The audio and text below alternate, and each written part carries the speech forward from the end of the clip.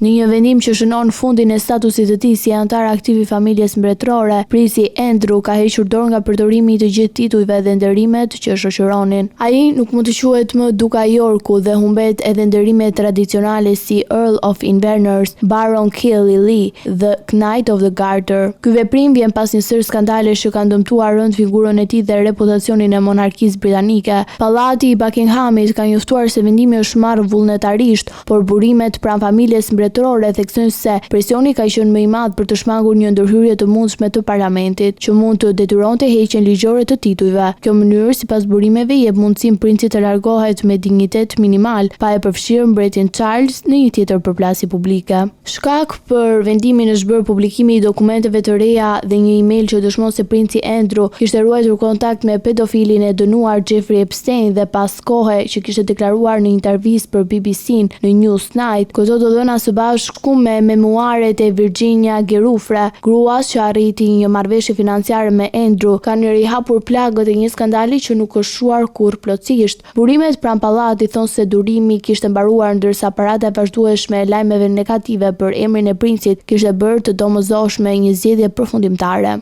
Vendimi që vjen pak ditë përpara vizitës shtetërore të mbretit Charles në Vatikan synon që të shmang çdo errësim të këtij momenti solem nga lajmet për Andrew. Ndërkohë, përtej kufive britanik, reagimet nuk kanë munguar. Komiteti i mbikëqyrjes në Kongresin Amerikan që po heton në rastet e lidhura me Epstein paralajmëron se hetimet do të vazhdojnë. Deputeti amerikan Robert Garcia e quajti vendimin të vonuar, duke theksuar se burrat e pushtetshëm që kanë abuzuar me ndikimin e tyre duhet të përballen me drejtësinë. Heqja dorë nga titujt mund të shënoj fundin e rolit publik të princit Andrew, por jo fundin e historisë. Pyetjet mbi sjelljen e tij dhe lidhjet me rrjetin e errët të Epstein mbeten ende të hapura, duke vazhduar të hedhin hije mbi institucionin e monarkisë britanike.